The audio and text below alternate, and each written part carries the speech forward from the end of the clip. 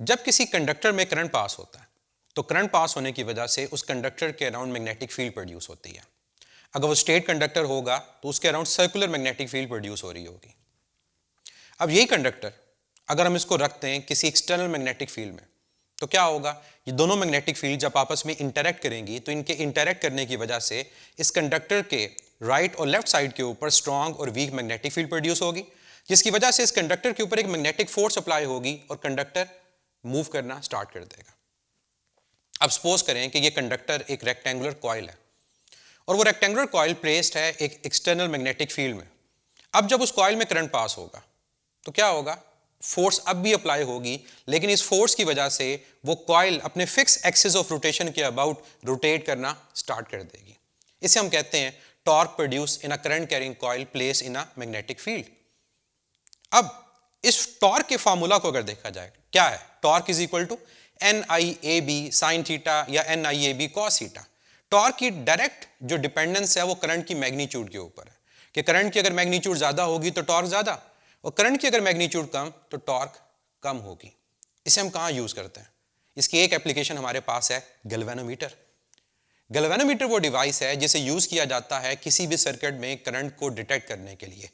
अगर करंट की मैग्नीट्यूड ज्यादा होगी तो डिफ्लेक्शन ज्यादा होगी, और अगर करंट की मैग्नीट्यूड कम तो डिफ्लेक्शन भी कम होगी। तो अब डिस्कस हम करेंगे गैल्वेनोमीटर की कंस्ट्रक्शन। देखिए, हमें गैल्वेनोमीटर का ये तो पता चल गया कि वो किस काम के लिए यूज होता है, हमें ये भी पता चल गया कि उसका वर्किंग प्रिंसिपल क्या है, लेकिन गैल्वेनोमीटर की कंस्ट्रक्शन ओवरऑल क्या है, बहुत सारी चीजें हम डिस्कस कर चुके हैं। अब वन बाय वन इनको डिस्कस करते हैं। पहली चीज हमारे पास आ जाती है एक कर्व्ड पोल मैग्नेट। अब ये जो कर्व पोल मैग्नेट है इसको कनकेव शेप मैग्नेट भी कहा जाता है। इसमें हमारे जो पोल फेसेस होते हैं वो कर्व होते हैं, कनकेव होते हैं। इनके कनकेव होने की जो रीजन है वो क्या है, ताकि मैग्नेटिक फील्ड रेडियल हो, कर्व हो। और मैग्नेटिक फील्ड जब रेडियल होगी तो हमारे रेक्टेंगुलर कॉइल और सिलेंडर में ओवरऑल मैग्नेटिक फील्ड स्ट्रेंथ ज्यादा हो जाएगी।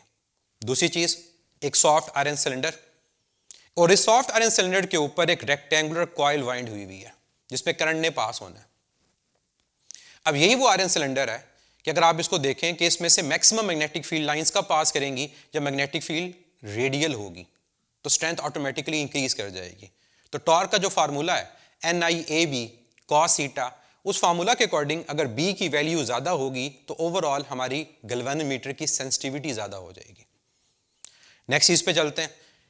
ये सिलेंडर हवा में सस्पेंड नहीं होता, हमारे पास एक वायर है जो पास कर रही होगी, जो इसको दोनों पोल फेसेस के दरमियान एक पॉइंट पे स्टेशनरी रखेगी, एक fix axis of rotation develop हो जाएगा।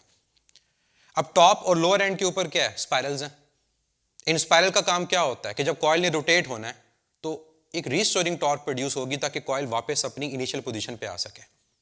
फिर करंट के कनेक्शंस भी इनके थ्रू होते हैं। इन स्पाइरल के साथ वायर्स अटैच होती हैं जिनके थ्रू हमारे सर्किट में करंट पास करेगा। स्पाइरल्स और कनेक्टिंग वायर्स के अलावा हमारे पास कंस्ट्रक्शन में क्या क्या चीजें हैं, हमारे पास अटैच होता है इस वायर के साथ एक मिरर, प्लेन मिरर होता है। इसके अलावा एक लाइट सोर्स है, लैंप, और एक स्केल है। अब इन तीन चीजों का काम क्या होता है? देखिए, हमने करंट को डिटेक्ट करना है कि करंट की मैग्नीट्यूड ज्यादा है या कम है, तो एक स्केल भी तो होगा। लाइट जो फॉल करती है लैंप से वो मिरर पे, मिरर से लाइट करती है रिफ्लेक्ट। अगर कोई करंट पास नहीं कर रहा होगा तो स्केल पे लाइट फॉल करेगी जीरो पे, लेकिन जब करंट पास करेगा तो कॉइल ने रोटेट करना है तो मिरर भी अपनी पोजीशन को चेंज करेगा, जिसकी वजह से लाइट का एंगल ऑफ इंसिडेंस और एंगल ऑफ रिफ्लेक्शन वो चेंज होगा, तो स्केल के ऊपर लाइट अब डिफरेंट पॉइंट पे फॉल करेगी। तो करंट की मैग्नीट्यूड अगर ज्यादा होगी तो डिफ्लेक्शन के ज्यादा होने से हमारा एंगल भी बढ़ जाएगा, जिसकी वजह से हम स्केल से इजीली बता सकेंगे कि क्या करंट की मैग्नीट्यूड ज्यादा है या कम है। हर एंट्री टेस्ट की प्रेप के लिए फिजिक्स इन सेकंड्स।